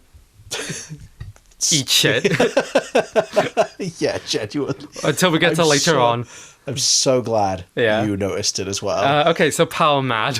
Why no? I've got more. You want more to say about the first? I'll end it on a good note. Okay. I have more positive stuff to say about Power Mad. Yeah, that's fair. That's fair. I definitely prefer Power Mad, but yeah, I did like. I don't necessarily think this is a funny joke, but like Vicky's got a whistle. Yeah, she does. But I like that she does. I never considered it a whistle. I considered her just like psyching herself up to kill someone. That's funny. I like her B plot. I think it's quite funny. Is it the like her Timmy looking goes missing? Yeah. I did think that was quite funny. Yeah. But I also, like her setup. I like the joke as well of just like, oh, there's our son with perfectly round basketball head. Yeah. Oh, what's the joke they do on the phone? I can't remember the exact line. Where someone's like, someone's phone. Oh yes, someone's phoning claiming to be Timmy, but our good babysitter Vicky dropped Timmy off at school this morning. That's really good. My favorite Cosmo lines in this episode is I'm Carsick. I'm Cosmo. and when he said, I've got a telegram for Cosmo and Wanda. I'm Cosmo and Wanda. Yeah, some good Cosmo lines. Yeah. Also, saying about animation, I do like that when the messenger fairy disappears after like he gives them $5, it says scam. Oh yeah, and then if it was it Karma is the last one. Yeah. That's really good. Yeah, that's good visual ones. But yeah, other than that, should we do on Power Mad? Yeah. So- I prefer the concept of the first episode, but I like the jokes in the second one. The second one's way funnier. Yeah, just like all the stuff with Cosmo Wanda TV jokes. Yeah. Those are all killer. Those Yeah. are so fucking funny. This episode had me genuinely belly laughing. Yeah. Everything they said as a couple. I love Cosmo and Wanda as characters. I love a smart woman and her himbo husband. Yeah, and it's not like she's mad at him a lot of the time. It's like a genuine, sincere love. It's my favourite part of like Marge and Homer. Yeah. Like, that dynamic is really sweet. Yeah, just want to say, so this one was also written by Steve Marmel, but also Mike Bell, and Any muscles? directed by Butch Hartman. I can't think of any muscles. You're off the hook for now. He's for now. For now. He was like, I can't do that in 2 episodes in a row. So I remembered this episode, and I was surprised when it started with it, and I was like, oh shit, it's this one. Insane. Matrix. Tron, Matrix 3D animated. Yeah, I know. I mean, The Matrix only came out 2 years earlier, and I think the sequels came out that year. Yeah. So it was still like in the Very zeitgeist. fresh, yeah. It's still in the zeitgeist at the time. I was just shocked to see 3D, 3D I know. Model. I know. Which is well, because I know Jimmy Neutron was around the time. Yeah. But like, blending 2D and 3D is quite ambitious. You get blown away whenever you see 3D in a 2D like, show whoa. this early. Yeah. Like the fucking Avatar pilot. Oh yeah, that is exactly. But yeah, it's you die in the video game, you die for real. It's that concept. I do love the running gag in this one of that wish was just vague enough for it to work. Yeah. Good setup and payoffs. Yeah, they can never just be like, Timmy, that's stupid. Yeah. It's like, I want a game where you can't wish me out of. That's just dumb. Like, don't see the consequences of this. Yeah. But meanwhile, Cosmo and Wanda got to stop Vicky from turning the power off. Yeah, because so Chester which sets up the perfect jokes of them having to pretend to be in a TV set and running all the shows. And doing a bunch of very cool references, including I Love Lucy and Seinfeld. It's a show about nothing. So when does it end? It's fucking WandaVision. The second it started, I was like, WandaVision. Very cool. Yeah, with the literally. Oh my god! Has anyone made that joke before? I have no idea. Oh wow, crazy. If not, we could get on it. Well, it's too late. I mean, WandaVision's still relevant, right? No. No, she's been dead for like 4 years. Nah. When did Doctor Strange 2 come out? Like 5 years. Yeah. Scarlet Witch is like canonically dead in the MCU. I love those bits. It's 90% quotes. Yeah. In my notes. Do you want to read some of your favourites? Yeah. We'll talk about the Timmy's friends later. But yeah, it's just we're two halves of a whole idiot. Oh yeah, that's a A classic great one, yeah. Quite a few classic ones in this episode. Yeah, I wrote down as well. Yeah, like some iconic jokes here. Yeah. Wednesday, March 22nd, Cosmo had an idea. Yeah. Yeah. I thought you said feather. I've seen that one a lot on. Yeah, that one's a good one. Yeah. If I could, I love the Cosmo. Especially love the Cosmo idea, because I remember that one, but then I didn't remember the line later where he's on the treadmill and what is like, this was a magnificent day for Cosmo. Yeah, So, that was great. she loves him so much. And the game stuff was okay, I thought. Yeah, I mean, we get more of they're in the first segment, but more of Chester and AJ. So AJ is voiced by someone. I didn't write him down. Okay, cool. But there's a reason I wrote Chester down. Who's it? Do you know who it is? No. It's Full Metal Malcolmist. Full Metal Malcolmist. It's Frankie Muniz. Hell yeah. Yeah, voicing a black character. Really? Oh, cancel him. Oh no. Yeah, when he was like a child at the time. A child. Yeah, like a full child. Because when was Malcolm in the Middle? Similar time. Yeah, 2000s. He was probably in Malcolm in the Middle at the time. So Oh, crazy. he was a child. Yeah. So, but yeah, Frankie Muniz. So yeah, Chester and AJ, they're quite. I do like their jokes, just in the sense of like, oh, Timmy always goes to the bathroom at 6:13. Yeah. Really? I thought he was more of a 7:45. Yeah, that's a good one. And it comes back later. It does, yeah. But yeah, in terms of the video game stuff, it's very like, it's weirdly. It's a boomer concept of what a video game is like. Yeah, it's like Scooby-Doo and the Cyber Chase, where it's Yeah. like, what is this in terms of a game? Yeah. It's just like an excuse for like It the bits to predicted happen. VR headsets. It did. Even though VR headsets existed then. Oh yeah, true. It's like the fucking Virtual Boy. Yeah. Yeah. Pretty immersive VR though. Yeah. Tell me about it. I mean, it is also magic. Yeah, that's true. But like before, it's not magic before. Yeah, it is. Is it? It's magic straight away, I is think it? so. That makes sense, I guess. Timmy just wants it to be harder, doesn't he? Yeah. Yeah. I do like Chester and AJ immediately, like finding out if they die in the game, they die for real, and immediately start trying to kill each other. Yeah. That was very funny. But yeah, other than that, it's just like platforming. Yeah. Like know? he dies, but he comes back. Very Christian allegory. Very cool. Yeah. Timmy sacrifices himself Mm. and then comes back, and it's just like, well, okay, I guess Why not? why not? They get like the Cosmo and Wanda coins Yeah. in the game, Yeah. and they get a wish. Yeah. And yeah, so it's the for this was the one where it established for me. It's like, it's not the animation I'm that into. It's just the writing chops Yeah. of the characters, Yeah, especially. and the speed of it all. Yeah, like just back to back to back in terms of good quotes. I especially like even just even like the lesser ones, like with the crab woman. Oh yeah. It's like, I hope she means my cheeks, and then Wanda saying the same thing as well. Yeah. It's like, it's very, very cute. But I also wrote down that Vicky is me with plugs. What? You know, she's like Oh right, just sticking like TV, 60 on. VCR. Yeah, Yeah. that's true. As someone who's very bad with cable management, she gets it. Yeah, I mean, I've tried to be better. Yeah, that one's way better. That's That's- the way you're gonna yeah, look at that tube snake. I love my tube and my Venom tube. So I've got I've said it here before. I've got a CRT in my bedroom. I've got a CRT with a VHS player that Viv got me, my PS2 and Wii U, and then another small TV that's like a 17 by not 17 by 9. What the fuck is it? A wide screen TV. But I wanted to like organize the cables, so I've got them in a tube that connects them all to an outlet with individual plugs. Not to Genius. save electricity, but because I have one remote that for some reason turns both the TVs on at the same time, so I can't have them both turned on at the same time. So I have got a plug that's safe. That's very good. I wish my desk wires were better, but like it's just Maybe kind of we should do awkward. the thing, because honestly, if you saw this cable management for the podcast, you'd be in The absolute thing is, shambles. if we could like leave them out, the problem was we have to put them away every time. I don't know, man. We've left them out and they've gotten worse. I feel as though if we don't put them away, they were just getting a fucking shambles. Oh no, we do. Like we should put them away properly every time, I think. But because it doesn't take that long to set up. But I also wish I had a space where I could just like. Soon, leave them. with your help, you can help fund Pod One Out Studios as an actual studio rather than Yeah, Joe's house. The jokes we made yesterday, which was yesterday for us and last week for you, was actually us soft launching our Patreon. The lowest paid tier is £20. Damn. I can't afford that. No, me neither.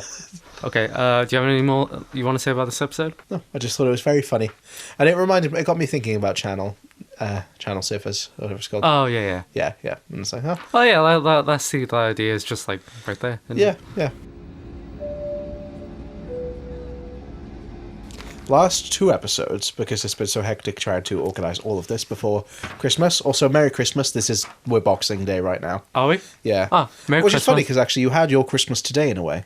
Did I? Like day of, you help with your Christmas presents. Oh, for yeah, family that's and true. stuff. Oh, yeah. Did you have a nice Christmas? Yeah, it was wonderful. Yeah, sick. How was yours?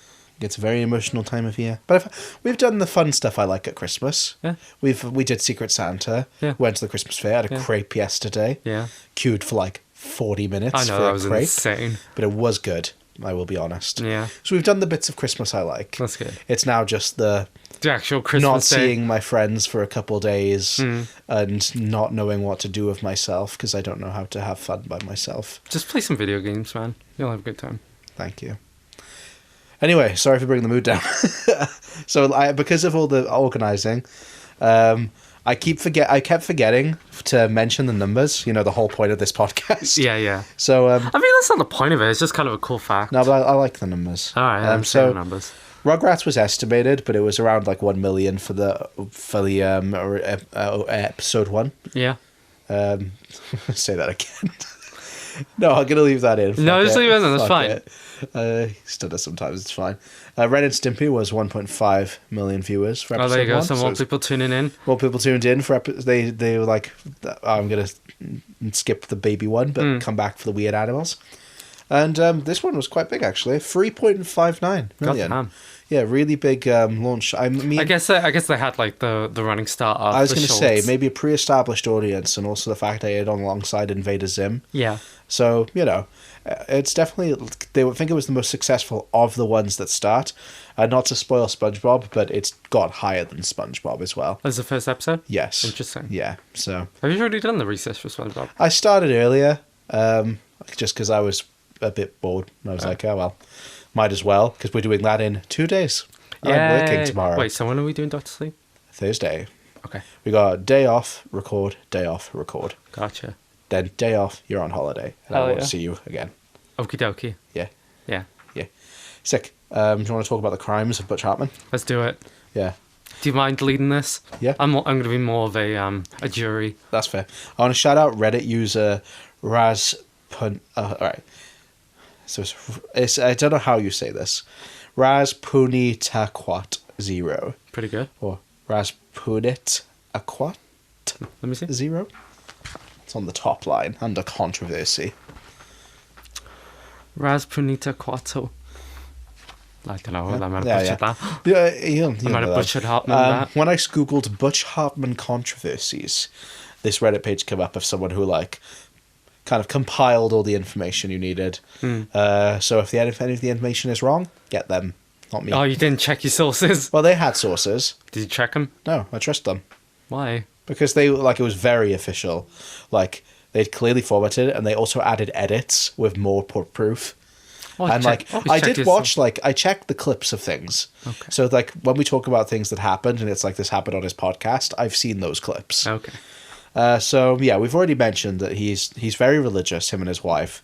They're both very evangelical Christians to the point where people are not just in the sense of they're quite religious, they're quite thing. No, it's very it's that typical American Christian of we need to convert people, we need people to join anyone the church. who's not part of this religion is going to hell. Yeah. His wife, and I don't want to go too much into this because it's not him, that's his wife, but I do think it's relevant, especially when we talk about the money stuff that's coming up. His wife founded a spiritual healing center. Awesome. Which kind of put the emphasis on using spiritual healing to help not only mental health aspects like PTSD, but also straight up heart conditions and cancer. Crazy. So yeah, quite wild. And that's relevant mainly on the money side because Butch Hartman he crowdfunded his own streaming service. I know about this one. Oaxis. Yeah. With the gimmick being that it would have all his cartoons on it, which is funny because obviously his cartoons are on Paramount Plus, or some of them, because Nickelodeon. I'm guessing he meant his new cartoons. Yeah. Because he does not own the rights to those. No, ones. no. But also, Fairly Odd Parents, the first 5 seasons aren't on. Aren't they? Unless it's under a different section. Yeah. Because it only had series 5 to 10. So, because I googled why aren't they there, and I know that they were on Netflix at some point. I don't have Netflix, so I can't check if they're still on there. Mm. But yeah, so I actually didn't watch this one legally because it wasn't on there. What's the point of Gary not paying for Paramount Plus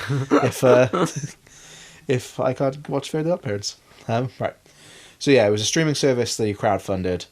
The gimmick being he'd have big cartoons. Then a video was leaked of him speaking at his church, where he said that, like, essentially, we would try. There are some people who have yet to be saved, and we are using this as an opportunity to reach out and save them. So, like, essentially, the money from the crowd, like, I'm sure it would have actually been a streaming service. Yeah. I'm not saying like he's scamming people. More the issue of people saying like part of the money was definitely going towards the church, at least in a sense of it spreading the message of the church. Yeah. And he had never mentioned this. Yeah. It's not like he was like, it's going to be cartoons with a religious aspect because I want to share my faith. The fact it was almost like he avoided saying it. Yeah. And it was a leaked video. Yeah. So it's like it was kind of like his big thing, and it says a lot. Then the fact that like it never launched, whether that was because of finances, I don't know. I don't know how successful the Kickstarter was, but it's kind of giving a lot of people turned against him after. It's kind of giving what's his name, Roblox guy. Oh, fucking Tommy Tallarico. Yeah. You know, he had multiple startups and like yeah. Less the religious angle, but more just the general vibe. Trying to be a philanthropist. Yeah. Thinking like having a D-list name is enough to carry you. Just a quick warning, the next bit is might be a bit upsetting or more infuriating for us. He commonly downplayed mental health. Mm. And on his podcast, he had Tara Strong on. Mm. And I've seen this clip. Yeah. And he was talking about the fact that she voiced Timmy Turner, and he says, "Oh, you weren't the original voice though."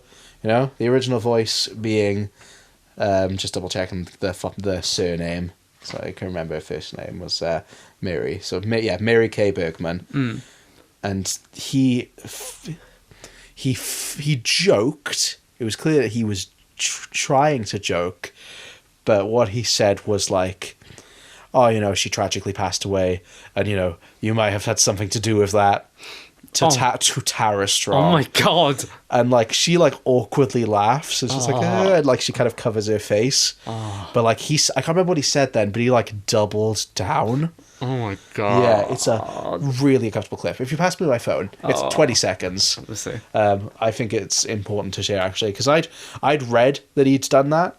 But, like, the fact that he tried to joke... And I genuinely think it's like he was trying to pass it off as a joke of, like, I was only kidding. But, like, yeah, it's a fucking horrible thing to say. And he actually, like, there was such a backlash, he ended up editing out. But you know what, like, videos are like. It was online, so it's just been re-uploaded. So, did she, like, pass away from suicide? Yeah, she died by suicide. And that's a big no-no in the church community. That's true, actually. That's a really good point. So maybe they just don't respect her. And the thing is, a lot of people are saying about how, like, yeah, like, first of all, Tara Strong and Mary Kay Bergman were friends. Yeah. Obviously, they worked together as well. But it's the fact that... I almost said Tommy Tallarico. The fact that Butch Hartman knew about, like, their relationship as well. Yeah. Why would That's just, like, so insensitive. Like, what happened in their friendship that he says that? Was it like maybe they had a falling out? Like there's nothing to justify him saying that. But like, in what world do you even think to say that? Just, I guess to be like, oh, you replaced her, so that's maybe, fine. But it's just, there's no world where it's appropriate. I'm just going to play the clip. I might edit out the next 30 seconds. If you search it on YouTube, it'll come up, but yeah. The original Timmy Turner. The original actress was Mary Kay Bergman, who sadly passed away. But she was such a sweet lady. Sweet lady. She also did a bunch of voices on South Park when that first started. Yeah. She was the mom on South Park. No, she had a very prolific career. She was awesome. Doing great, and then she ended up passing away. And I think Tara actually had something to do with that. And so that's probably that was probably your fault. No, that was probably your fault. That's the bit that gets me. That was probably your fault. Is just an insane thing to say. That is cracked. So a lot of people, that was in 2020, 2021. A lot of people That was like a turning point. That was the breaking point. Yeah. The top comment on that is tagged. I haven't read this, so we'll see how this goes. Mary Kay Bergman was the original voice actor for Timmy Turner.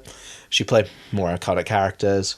Mary Kay Bergman said to her husband around the time she died that she was scared she was losing her talent because she was not getting enough voice acting jobs. Her and Tara were very strong friends. Mary suffered with anxiety and bipolar disorder, which likely contributed to her death. She was very ill and suffering, and Butch Hartman said this. What a sick so fuck. Looks like the connection he's making is probably she was getting less work Than her, even though they were friends. So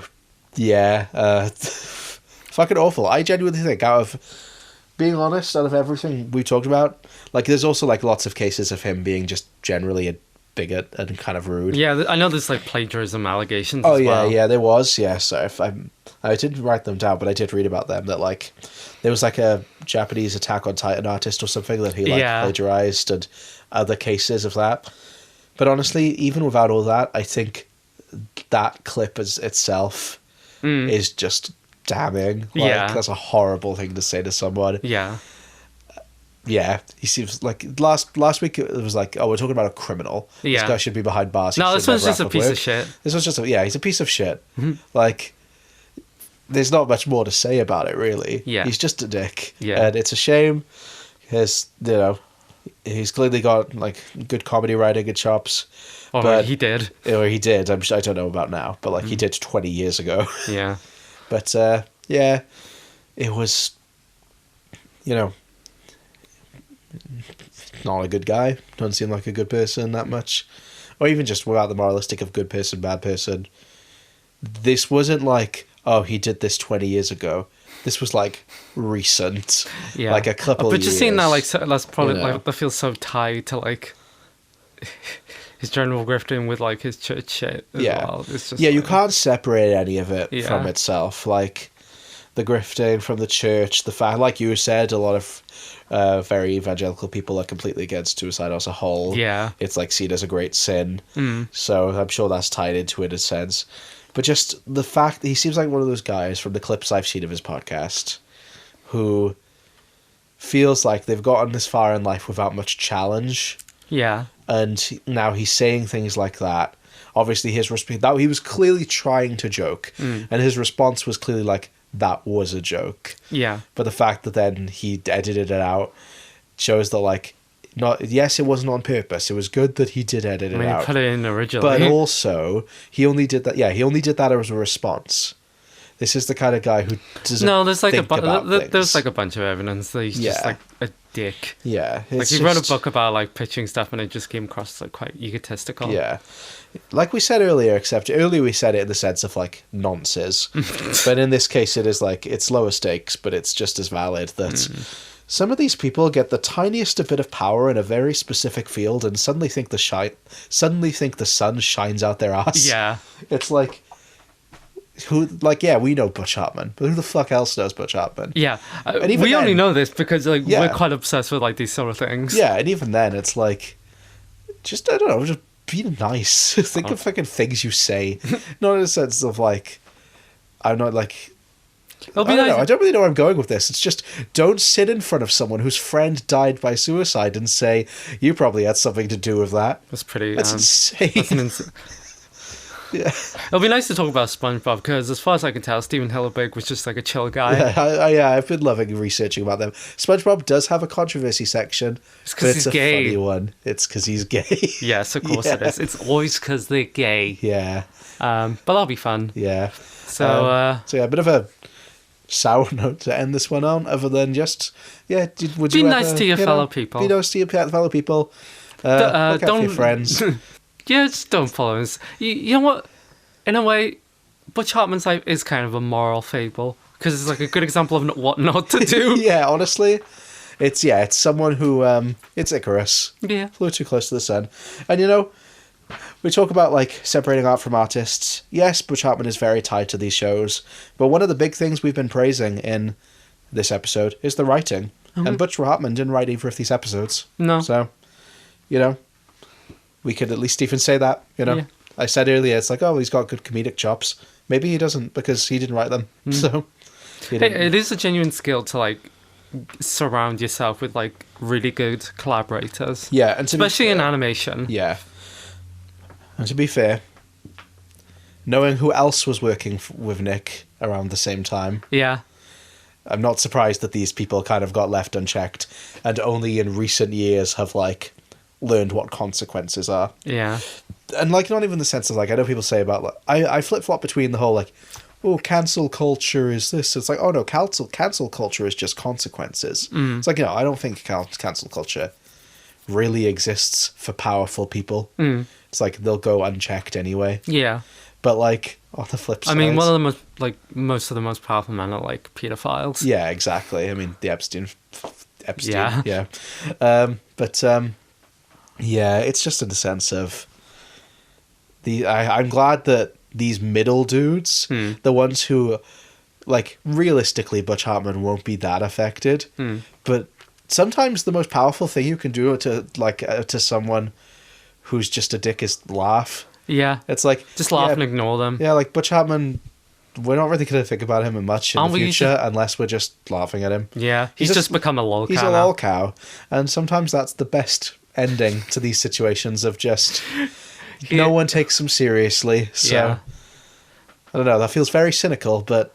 So is this show. So is this show. Yeah. Yeah, raised on it, taught us well. Yeah. Any other final thoughts? Maybe I'll watch the channel Chasers or something. Yeah, I can see myself, like, returning to that. Yeah, I can see myself looking at, like, some nostalgic episodes I remember. Maybe the Crimson Chin. Yeah. Yeah, with his enemy. Yeah. Yeah, neither of us are going to say it. Just in case. Oh, this is fun. I can't wait to do SpongeBob. Yeah, SpongeBob. And then it's going to be New Year's. It's New Year's in a couple of days. There's New Year's. Yeah, exciting. Hopefully we spend New Year's together. Yeah, no, we will. I'll be back in That's the time. plan. Yeah. Hell yeah. Yeah, sick. Yeah, SpongeBob. We're gonna have a special guest on as well. Yeah. All still goes to plan. That being said, though, I have started my SpongeBob notes just to give you a bit of a sneak peek, and I do think SpongeBob kind of ties everything together in what we've been talking about in terms of kids entertainment. Yeah. Saying about, like, kids these days versus kids those days. Yeah. So be very interesting getting Garen's opinions on it, on that specific part of the history of SpongeBob. Yeah. To do with the controversy specifically. Okay. Of a lot of the parent complaints that they were having about it. Because obviously we're going in with the context of we've learned a lot about these cartoons in the last week. Yeah. Whereas he won't have had time to listen to the episodes because they don't exist yet. Yeah. So. I mean, he listened to the end of the Ren and Stimpy one. Because he was here. Oh, here. he was here. I was like, how? I haven't edited it yet. Yeah, he was here. Yeah, that's true. I'm very excited to talk about it next year. Yeah.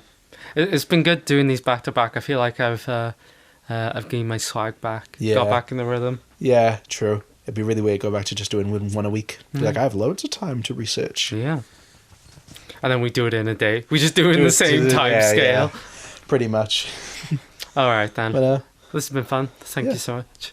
Thank you so much for joining us. I haven't also, like, we've been good at, like, talking, but we have forgotten the general rules of podcasting. No, this is what Garen's so good for. He's, like very formal. We haven't plugged anything in the last wait, weeks. did you look on the Reddit? I also forgot to look at the Reddit. You fucking moron! No, I have been reading it. I just haven't mentioned it. We'll shout out some of the Reddit people who's commented on my post, and then we'll plug the stuff, and then we'll be finished. Someone said, I had the cartridge with the big problem on it. You know, the fucking, I'm guessing the Nickelodeon GBA things, the watching ones, yeah. I bet that looked crunchy as shit. It's a little crude compared to later stories, but there's a lot to like, especially at the end of the adult story. I don't know. Actually, no, I'm glad they mentioned this. You're turning back into a kid because you're crying. Yeah. It's a bit, adults can cry. Yeah. Yeah.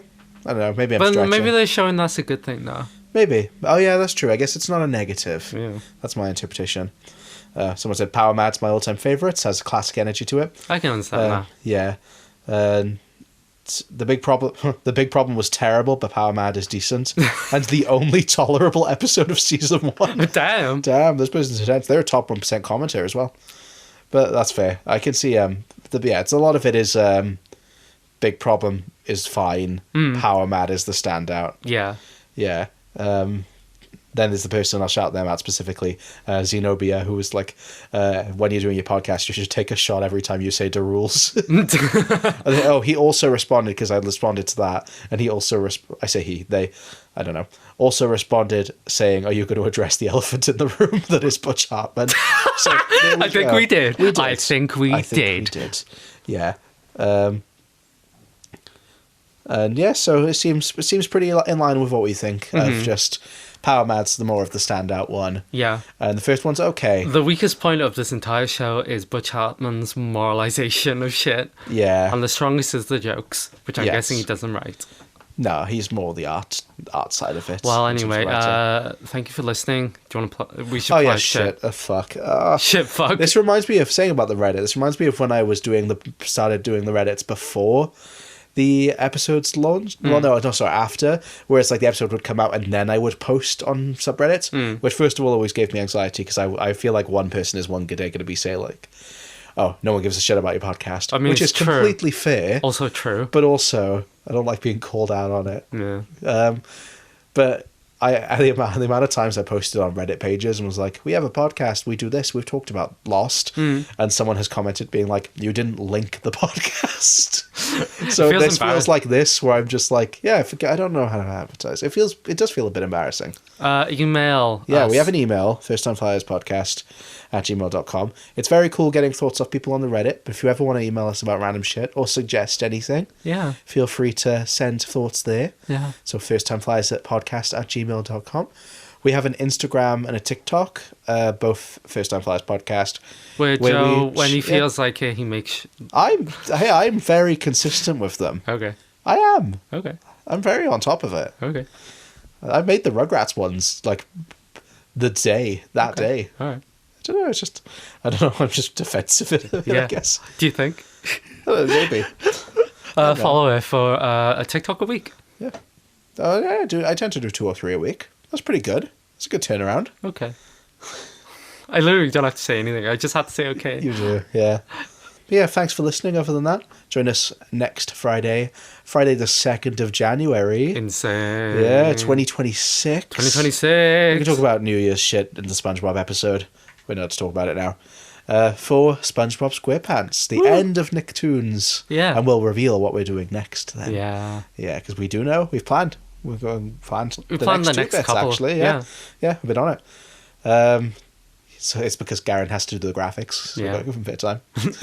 Okay. Yeah, thank you for listening. Bye. Bye. Bye.